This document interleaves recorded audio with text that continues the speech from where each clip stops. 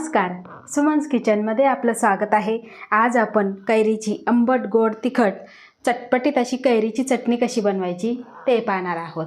रेसिपीला सुरुवात करण्याआधी तुम्हाला एक निवेदन आहे, अजूनपर्यंत तुम्ही माझ्या चॅनलला सबस्क्राईब केलं नसेल तर सबस्क्राईब जरूर करा आणि हो, रेसिपी आवडली तर एक लाईक नक्की करा। चला तर मग रेसिपीला सुरुवात करूया। तर इथे मी कैरी घेतलेली आहे। ही तोतापुरी कैरी आहे। गोड असते आणि जास्तीची आंबट नसते आणि तोतापुरी म्हणजे कसं पोपटासारखा आकार आहे म्हणून हिला तोतापुरी बोललं जातं। तर ही मी अर्धा किलो घेतलेली आहे। स्वच्छ धुवून कोरडी करून घेतलेली आहे।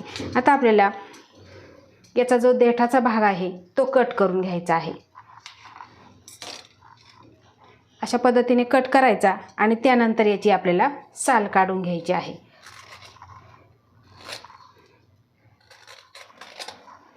अशा पद्धतीने साल काढून घ्यायची आहे। कैरीची साल काढल्यानंतर आपल्याला कैरी कट करून घ्यायची आहे।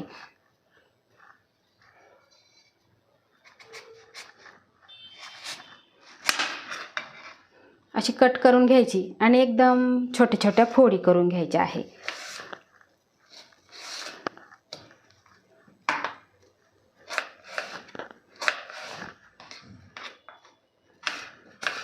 अशा फोडी करून घ्यायच्या म्हणजे मिक्सरला आपल्याला पटकन असं बारीक करता येतं। आता तुम्हाला ही पद्धत जर आवडत नसेल तर तुम्ही कैरी ही साल काढल्यानंतर किसणीने सुद्धा किसून घेऊ शकता। एकदम बारीक बारीक अशा फोडी करायच्या आहे। किसण्यापेक्षा ना मला ही पद्धत सोपी वाटते म्हणून मी ह्या पद्धतीनेच करणार आहे। अशा छोटे छोटे आपण फोडी करून घेतलेले आहे आणि त्यानंतर इथे मी मिक्सरचं भांडं घेतलेलं आहे। आता त्यामध्ये आपल्याला घालायचे आहे।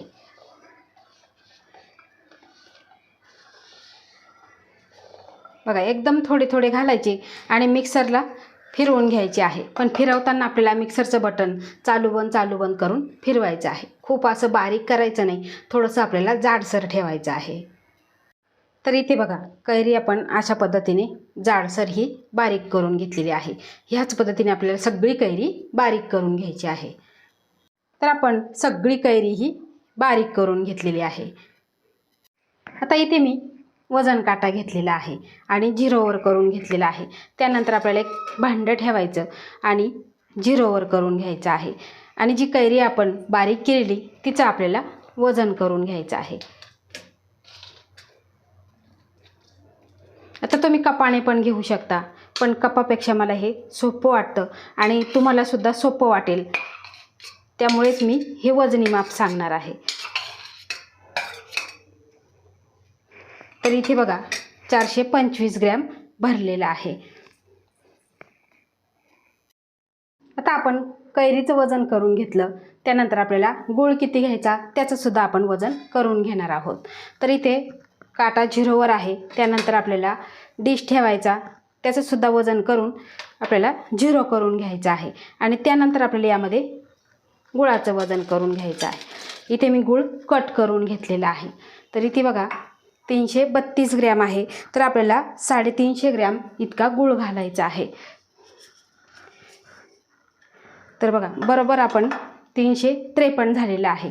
आता तुम्हाला गोड कमी जास्त हवा असेल त्यानुसार तुम्ही गूळ जास्त कमी करायचा आहे, कारण ही कैरी गोड असते त्यामुळे आपल्याला फार जास्त गोडसुद्धा करायचं नाही। आपल्याला चटपटीत अशी चटणी बनवायची आहे।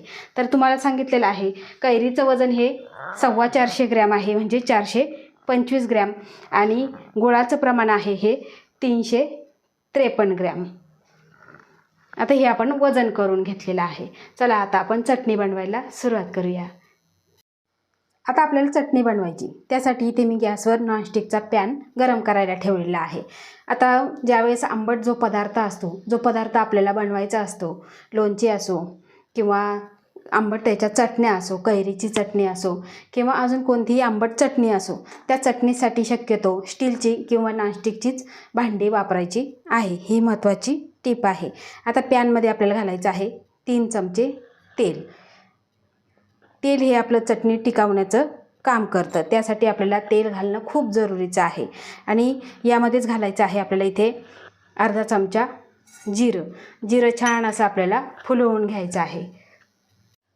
जिरं छान असं फुललेलं आहे आणि यामध्ये घालायचं आहे आपण जी कैरी बारीक केलेली ती यामध्ये घालायची आहे.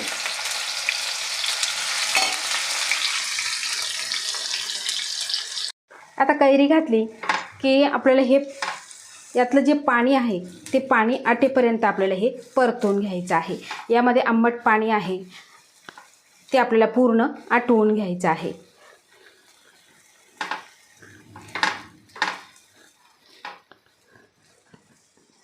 गॅसची फ्लेम आपल्याला मीडियम ठेवायची आहे आणि सतत आपल्याला हलवून घ्यायचं आहे. आता किती आपण कैरी गोड आहे म्हटलं तरी त्यामध्ये तिचा गुणधर्म असतोच आंबटाचा. तर बघा असं सतत मिक्स करत करत मीडियम गॅसवर आपल्याला यातलं पाणी आटवून घ्यायचं आहे. आता यातलं पाणी आटत आलं की आपल्याला अगदी थोडंसं यामध्ये मीठ घालायचं आहे आणि पुन्हा हे आपल्याला परतून घ्यायचं आहे. बघा या पद्धतीने पाणी आता आटत आलेलं आहे. फक्त आपल्याला 2 ते 3 मिनटे पाणी आटवून घ्यायचं आहे. यातला ओलसरपणा आपल्याला घालवायचा आहे. म्हणजे छान अशी आपली 6 महिने काय वर्षभर छान अशी ही चटणी टिकते. यामध्ये जर पाण्याचा अंश जर राहिला तर तुमचीसुद्धा चटणी ही खराब होऊ शकते.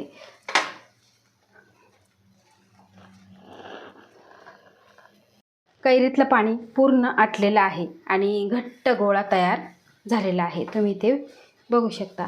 आता यामध्येच घालायचं आहे आपल्याला इथे गूळ. सगळा गूळ यामध्ये घालायचा आहे. आता मी गुळाचं आणि कैरीचं परफेक्ट प्रमाण दिलेलं आहे. तुम्हाला जर गोड हवं असेल तुम्ही गुळाचं प्रमाण हे वाढवायचं आहे. बऱ्याच जणांना आंबट आवडत नाही तर गुळाचं प्रमाण वाढवायचं आणि काहींना आंबट आवडतं तर हेच प्रमाण तुम्ही ठेवायचं आहे. एकदम परफेक्ट होतं. काही तुम्हाला तामझाम करायची गरज नाही. आता प्रत्येकाच्या घरामध्ये काटा असतो, छोटा छोटा काटा असतो. अगदी बाजारामध्ये 200 ते 250 रुपयापर्यंत काटा मिळून जातो. तर इथे बघा सगळं आपण हे मिक्स करून घेऊ आणि मिक्स केल्यानंतर आपल्याला सतत हलवत राहायचं आहे. जोपर्यंत चिकटपणा येत नाही तोपर्यंत आपल्याला हे हलवून घ्यायचं आहे. गूळ विरघळल्यानंतर पुन्हा पाणी सुटतं आणि पाणी झाल्यानंतर हे मिश्रण पुन्हा पातळ होतं. तर त्यासाठी आपल्याला चिकट होईपर्यंत सतत हलवत राहायचं आहे. थोड्याफार गुळाच्या गठोळ्या असतील ते सुद्धा आपल्या यामध्ये विरघळून घ्यायचे आहे. गॅसची फ्लेम कुठेही वाढवायची नाही. मंद गॅसवर आपल्याला हे आटवून घ्यायचं आहे. आपण मंद गॅसवर 5 ते 7 मिनिटे हे शिजवून घेतलेलं आहे. आता आपल्याला चेक करायचं आहे. तर अगदी थोडंसं आपल्याला मिश्रण यामध्ये घालायचं, थोडीशी फुंकर मारायची आणि त्यानंतर चेक करायचं आहे. बघा गरम आहे, लगेचच हातावर घेऊ नका. तरी ती बघा याची एक तार बनत आहे.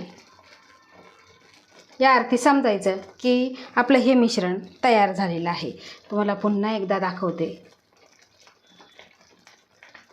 तर बघा छान अशी एक तार बनते आणि चिकटपणा आलेला आहे. आता यामध्येच घालायचं आहे आपल्याला इथे 2 चमचे खडी साखर मी बारीक करून घेतलेली आणि ती यामध्ये घालायची आहे.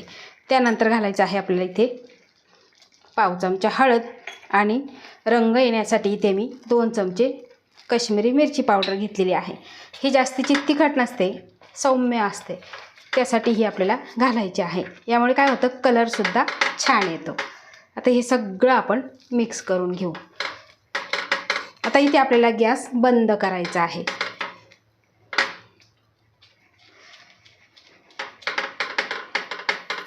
गॅस बंद केल्यानंतर आपण सगळं हे मिक्स करून घेतलेलं आहे. एकजीव झालेला आहे आणि तुम्ही इथे बघू शकता अतिशय सुंदर असा कलर आलेला आहे. गॅस अजिबात चालू ठेवायचा नाही, नाहीतर गुळाचा पाक हा पुढे जाईल आणि आपली ही चटणी आहे ती अशी घट्ट होईल, एकदम घट्ट होईल. त्यासाठी काय करायचं, ज्यावेळेस आपण खडीसाखरेची जी पिठी साखर टाकली, मिरची पावडर टाकली, त्यावेळेस काय करायचं गॅस बंद करायचा आणि सगळं मिक्स करून घ्यायचं आहे. आता ही चटपटीत चटणी तुम्ही चपातीला लावून खाऊ शकता, मुलांना डब्याला देऊ शकता. आणि आता उन्हाळ्याच्या सुट्ट्या लागणार आहे, मुले भाजी चपाती नको म्हणतात, तर अशी ही चटणी बनवून ठेवली ना तरी अगदी 6 महिने काय वर्षभर छान टिकते. हवाबंद काचेच्या बरणीमध्ये भरायची आणि फ्रीजमध्ये ठेवायची. थंड थंड अशी ही चटणी तुम्ही मुलांना खायला देऊ शकता. अतिशय सुरेख असा रंग आलेला आहे आणि करायला खूप सोपी आहे. माझ्या पद्धतीने तुम्ही प्रमाण घेऊन परफेक्ट अशी ही चटणी बनवू शकता. तर तुम्हाला माझी ही कैरीची चटपटीत चटणी कशी वाटली ते मला कमेंट करून नक्की सांगा. आवडल्यास लाईक करा, शेअर करा, सबस्क्राईब करा आणि बाजूचं बेल आयकॉन बटन प्रेस करा. धन्यवाद.